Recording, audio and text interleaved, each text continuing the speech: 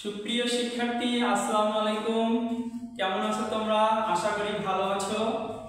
Mamun's basic সায়েন্সের পক্ষ থেকে তোমাদের আন্তরিক শুভেচ্ছা এবং অভিনন্দন। আজকে আমি তোমাদের ক্লাস শুরু করছি। তোমরা হয়তোবা গত ক্লাসে জেনেছো যে শ্রেণীবিন্যাস সম্বন্ধে আমি আলোচনা করেছিলাম। আজকে তারই ধারাবাহিকতায় প্রথম অধ্যায় এসএসসি বায়োলজি প্রথম অধ্যায় জীবন পাঠের শেষ অংশ অর্থাৎ শ্রেণীবিন্যাসের বিভিন্ন ধাপ নিয়ে আজকে আমি আলোচনা করব। অলরেডি আমি বোর্ডে হেডলাইনটা লিখে দিয়েছি তোমাদের সুবিধার্থে। শ্রেণীবিন্যাসের বিভিন্ন ধাপ তোমরা হয়তো জানো যে শ্রেণীবিন্যাস করতে গেলে ধাপে ধাপে তার প্রজাতি পর্যন্ত যেতে হয়। আর একটি জীবের শ্রেণীবিন্যাস করতে গেলে তার রাজ্য থেকে প্রজাতি পর্যন্ত মোটামুটি বিজ্ঞানসম্মত ধাপ হলো 7টি। তাহলে আমি আবার বলি, শ্রেণীবিন্যাসের ধাপ মূলত কয়টি? শ্রেণীবিন্যাসের মূলত ধাপ হলো 7টি। প্রথম ধাপটার নাম কি? প্রথম ধাপের নাম হচ্ছে রাজ্য। তোমরা হয়তো বা জানো রাজ্য, ইংরেজিতে বলা হচ্ছে কিংডম। এরপরে হচ্ছে পর্ব, শ্রেণী, বর্গ, গোত্র, গণ এবং সর্বশেষ ধাপ হচ্ছে প্রজাতি। মূলত একটি প্রাণী বা উদ্ভিদকে তার পূর্ণাঙ্গ শ্রেণীবিন্যাস করতে গেলে আন্তর্জাতিক স্বীকৃত 7টি ধাপের মাধ্যমে শ্রেণীবিন্যাস করতে হয়। এবার আমরা যদি বলি যে একটি ধাপ, তার উপরের ধাপটা হচ্ছে আমরা বলি সেট। যেমন রাজ্যটা একটা সেট, তার নিচের ধাপটা হচ্ছে পর্বটা হচ্ছে উপছেদ। আবার যদি আমি বলি শ্রেণীর সেট হচ্ছে পর্ব আর পর্বের উপছেদ হচ্ছে শ্রেণী। এইভাবে কোন জীবের নামকরণের পদ্ধতিকে বলা হচ্ছে নেস্টেড হায়ারার্কি। তো তোমাদের এসএসসি তে এই ধরনের একটা জ্ঞানমূলক প্রশ্ন আসে, নেস্টেড হায়ারার্কি কি? তোমরা সংজ্ঞাটা এভাবে দিবে যে উপরের ধাপটাকে সেট এবং নিচেরটাকে উপসেট ধরে শ্রেণী বিন্যাস করার যে বিশেষ পদ্ধতি সেটাকে বলা হচ্ছে নেস্টেড হায়ারার্কি। আচ্ছা, আমরা এবার আসি একটা উদাহরণ হিসেবে মানুষের শ্রেণীবিন্যাস। মানুষের শ্রেণীবিন্যাস করতে গেলে ঠিক আমরা এই একই পদ্ধতি অনুসরণ করব। প্রথমে রাজ্য। আচ্ছা, মানুষের যেহেতু মানুষ প্রাণী, সেজন্য মানুষকে এনিমেলিয়া রাজ্যে অন্তর্ভুক্ত করা হয়েছে। এনিমেলিয়া এরপর হচ্ছে রাজ্যের পর হচ্ছে পর্ব। যেহেতু এটা উন্নত প্রাণী, অবশ্যই পর্বটাকে আমরা পর্ব অন্তর্ভুক্ত করব।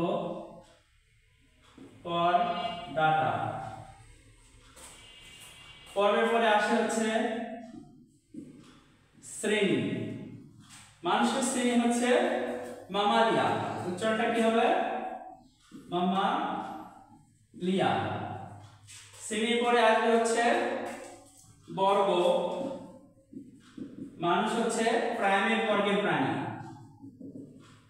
প্রাইমেট। বর্গের পরে আসবে হচ্ছে গোত্র।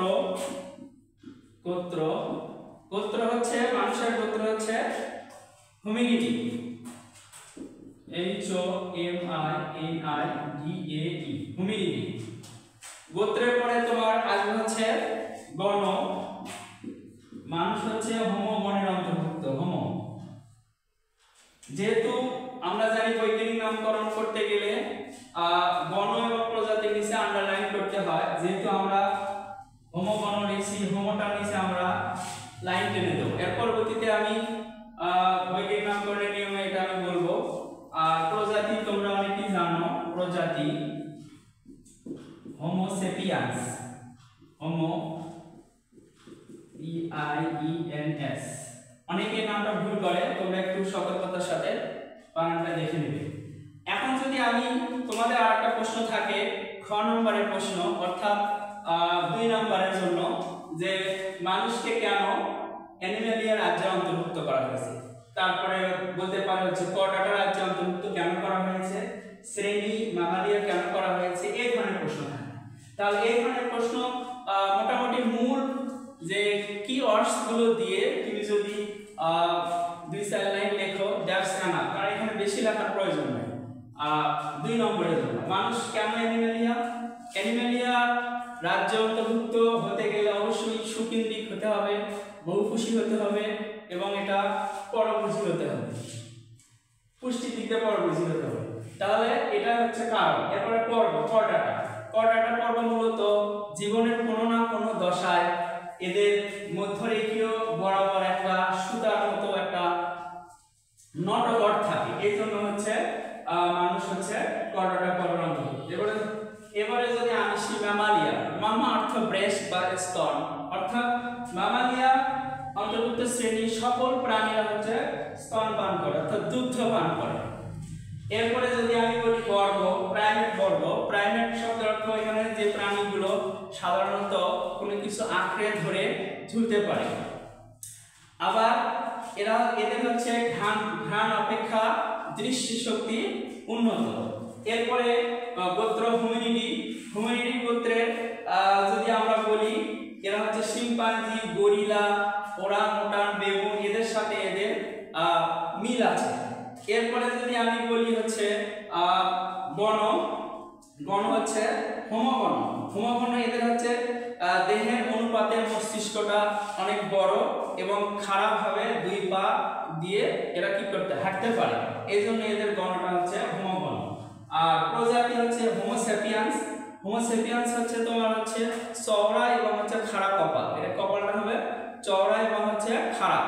আর অন্যান্য হোমোগণ থেকে এই হোমোসেপিয়ান্সদের হবে হচ্ছে এদের হচ্ছে মাথার অস্থিগুলো হচ্ছে পাতলা প্রকৃতি এবং এরা অলরেডি বুদ্ধিভিত্তিক ভাবে উন্নত।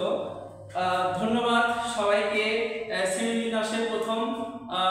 শ্রেণীবিন্যাসের বিভিন্ন ধাপের প্রথম অংশের মানে লেকচার আমি এখানে শেষ করছি। সবাইকে